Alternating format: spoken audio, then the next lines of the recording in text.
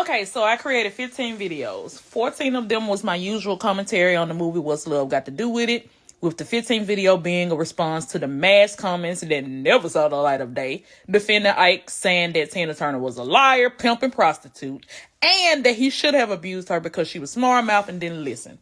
One comment stood out to me saying I was a stupid woman, taking up for other stupid women, and I needed to be objective. So, in the art of petty, I bought Ike Turner's book, and I created a series, The Many Fans of Ike Turner. Here we go. Why was prison good for you, Ike? Because, man, I had taken my family, my wife, my career, taken everything, man, for granted. I've always been a good provider. I wasn't a good father. I was a good provider. You understand? I gave my kids everything but me. And it was the same with her. Ike and Tina was more sisters and brothers than husband and wife. We was together 24 hours a day. Because she was real young when you met her. How young? She was, 16? 16. Yeah. He was 25 years old when he met Tina Turner. Classic case of older man manipulating a younger woman. You like to perform with her again? You think it'll ever happen? Man, yeah, man. That's a dream of mine. Is like to put together. I'm putting together a show now. My new review. Mm-hmm.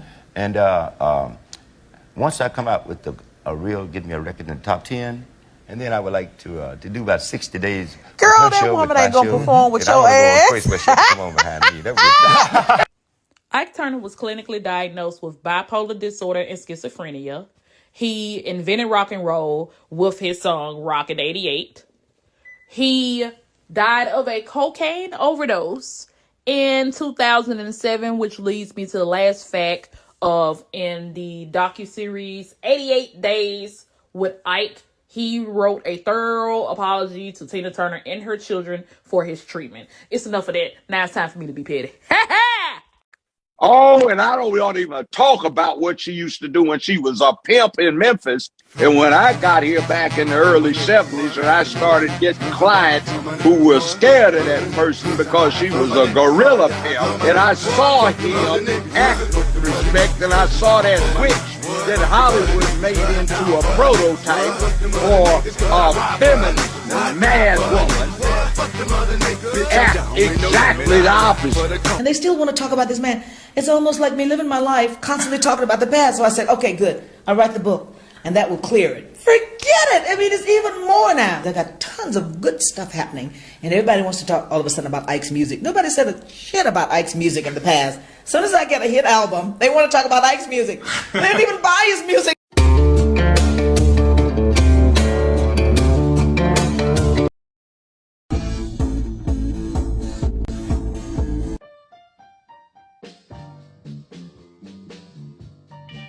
I'm going to show you a letter that I sent to Tina, and which I thought was the right thing for me to do. So the letter goes, Tina, I would like to express to you my sorrows for the things that I put you and the kids through when we were together. It's never too late to say I'm sorry. I wish I could, but I can't change the past.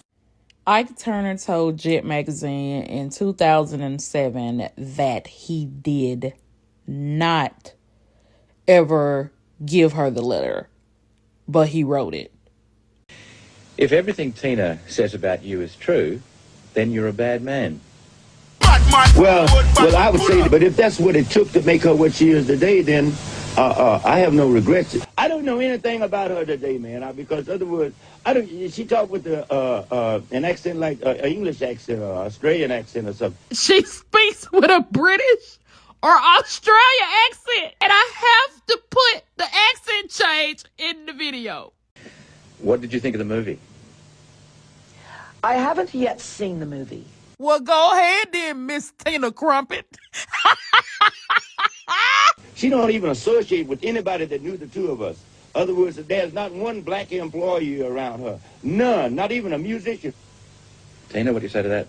When I hired my band, the auditions was open, but no one came. No black people came.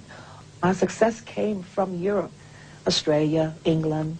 All of my success did come from a white country. So what can I say? I mean, I can't just wait around and depend on my race to help me to become successful. If there's another race there to help, These days, you got to go for what's there. She was an international superstar.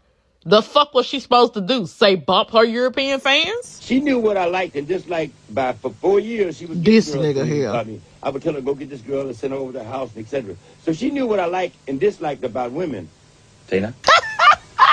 Girl, why is it giving Mariah Carey? I knew what he liked and still disliked. don't They were know all him. around me.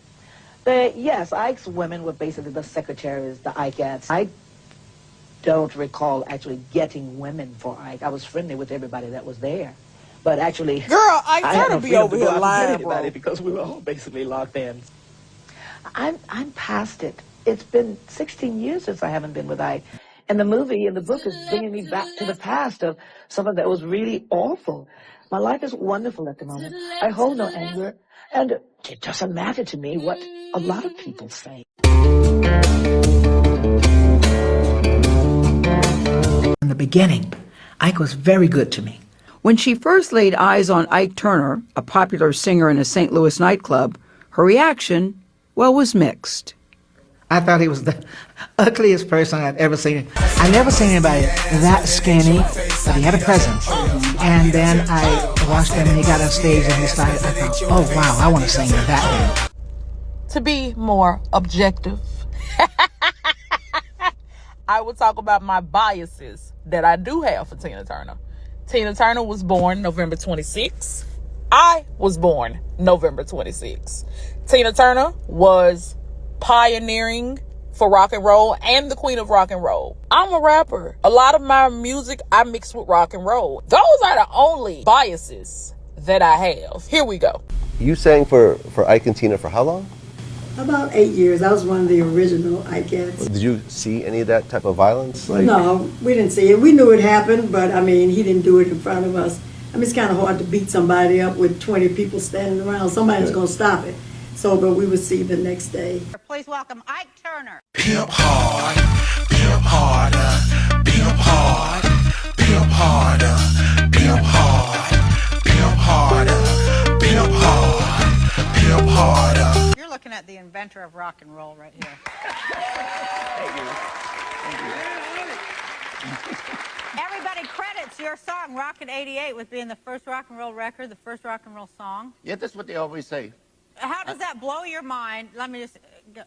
How does it blow your mind, and what does it mean that you are the person who did that, and yet you got all this, you have all this nasty stuff that you're more famous for than that? Yeah, that's terrible, but I don't think anything about Rocket 88, and you know, people bring it up and say, you did the first rock and roll record.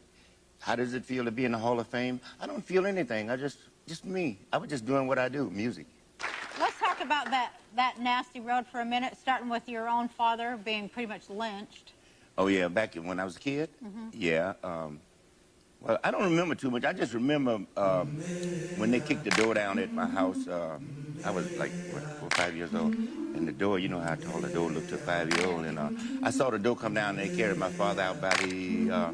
he said that they took him out by a river. He could smell the swamp, like the swamp-like smell. And He was a preacher. he was a minister, yeah. And they brought him back and they threw him in the yard. They had kicked holes in his stomach.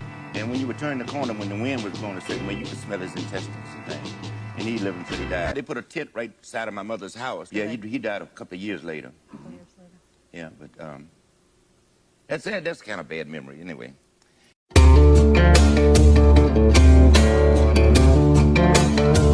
Okay, so the remaining parts of this series would be me reading the book. And I would like to say I have never seen in my life where if you buy a book, it says the item is hidden for your privacy on the receipt. Here we go. Okay, so the foreword came from Little Richard himself. He talks about he was getting ready to lose his house and Ike Turner gave him $3,500 to save his house. Just because somebody does a good deed does not excuse their behavior. He says he doesn't want to take anything from Tina Turner, but then he turns around and he says Ike Turner showed Tina how to dress. He showed her how to act. Ike got her singing on a drive. She attacks them songs. He did the whole thing. Then he goes on to say, what I want the world to know about Ike and he ain't going to say it about himself, is that he is a teacher. He is a disciplinarian. He knows how to discipline a person to get him or her to do it right. He don't take no gun to do it. When he asks you to do it, he does himself. So he sets an example.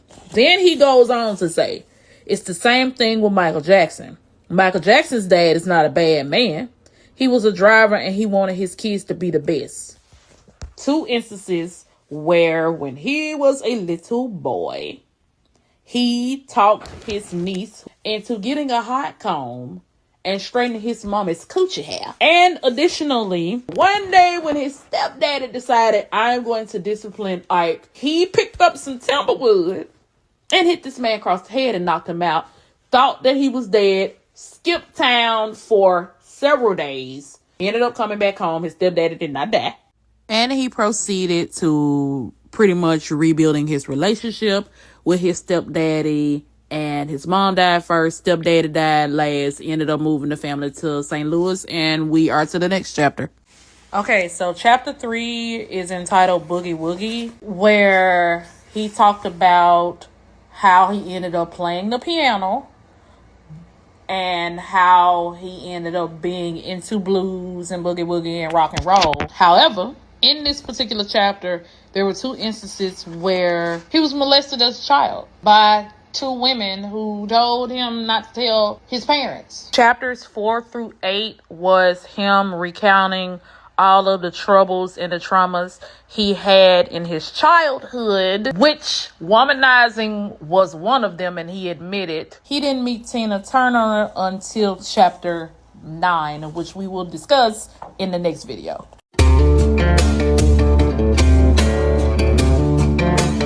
The tea was spilled, honey, in chapter 9. We all know that Tina Turner's firstborn son, Craig, was by Raymond, which was Ike Turner's saxophonist in his band. Raymond got into some trouble, had to live in Mississippi for a while. Tina Turner and Ike were hanging out still in St. Louis. One night, they went out partying, they got drunk and banged. And a month later, Tina Turner got pregnant. But the gag is Ike had Tina and this lady named Pat, who ended up disappearing after the fact, pregnant, and then Lorraine and him ended up back into their relationship. So Ike Turner had 2 women pregnant and the girlfriend who was living with him, child. Whoo, girl. I would also like to add that chapter 9 ended where he stated, quote, "She is not what the public thinks, though," in reference to Tina Turner.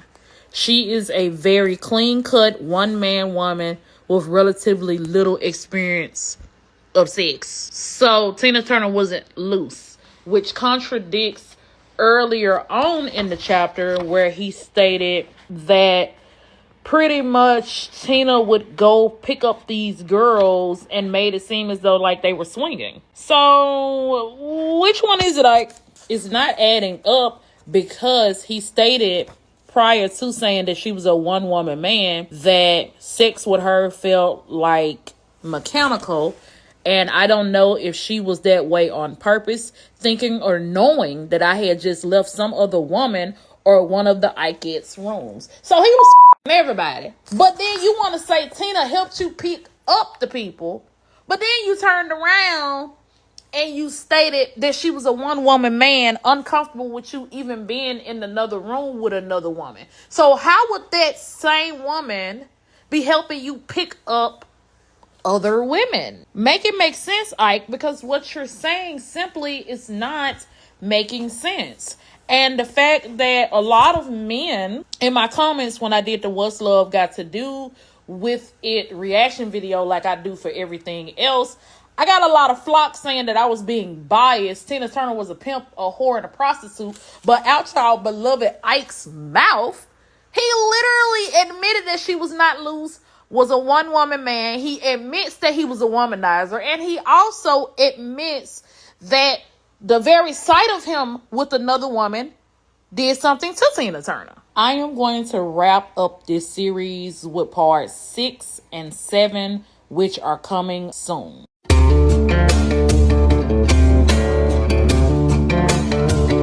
As you know, I made this series in response to the comment section where it was primarily men that said that I was being biased.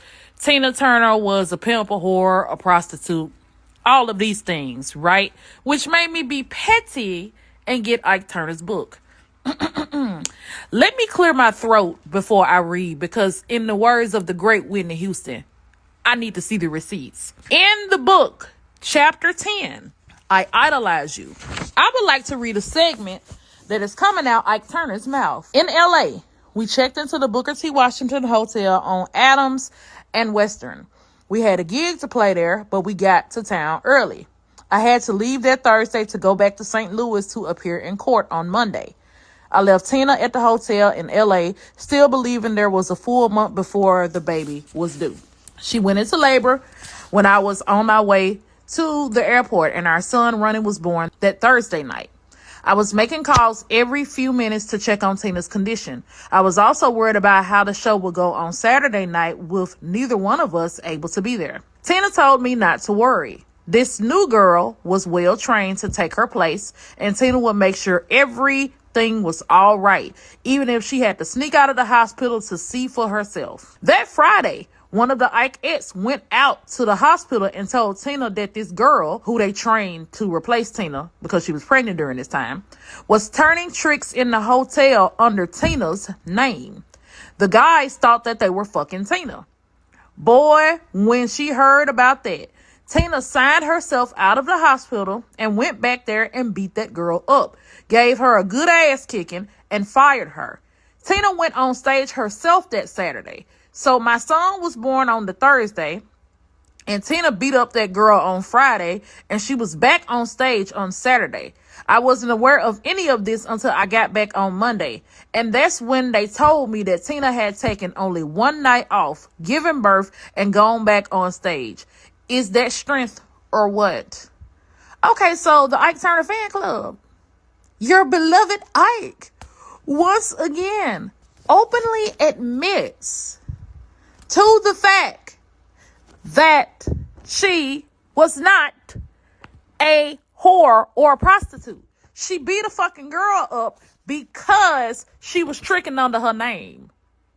Boy, these receipts starting to run a little bit thin for y'all.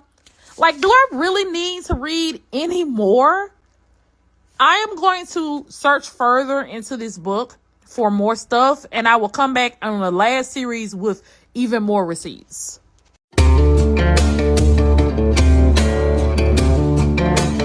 I have read pages of, yeah, I hit her, but she used to always have a fucking attitude and not tell me what was wrong, so it pissed me off. This book that he helped co-write to quote-unquote take back his name didn't do nothing but make shit worse for him. I will close this segment by reading from chapter 16, where he recounts the first suicide attempt that What's Love Got to Do With It showed. I said, you chicken shit motherfucker. You always said that you wanted to be as much of a woman as I am a man. You're being a fucking coward. We got these 4 kids, so you're going to leave them all with me. So I got to take care of them. What am I supposed to do? Raise the kids by myself? You know, that's chicken shit. This ain't the first time you've tried to do this. If you're going to do it, why do you keep leaving me with these damn hospital bills, man? If you really wanted to die, why don't you just stop putting me through all these damn charges and go to an overpass and wait until a big truck?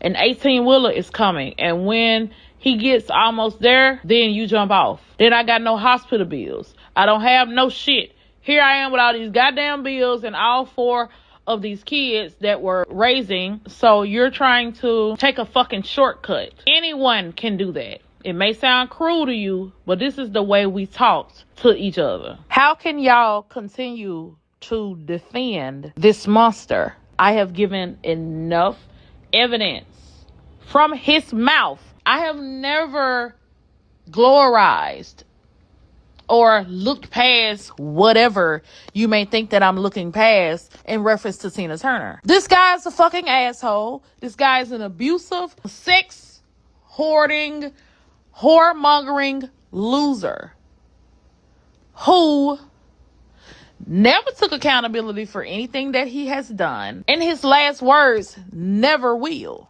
So I hope that this series shined a light on the monster that this man was, and be a lesson to all women that while we have progressed as women, we are still behind because there are men agreeing still with his bullshit. Have a good day, and we are back to our regularly scheduled programming of me being a fucking clown. Now I wonder, what would you do if I sang out of tune? Give you a black eye. Would you stand up and walk out on me? Okay, so one of my most popular movie reviews is Mommy Dearest, which is the scathing tale of Joan Crawford's life. We do know that that movie has a lot of controversy. So I decided to do a new series, The Many Fans of Joan Crawford, darling. Fuck these bitches, I'm sicker. They in it for the money, they richer. I sliver, they shiver, they quiver to my boom bap. Majority of these rap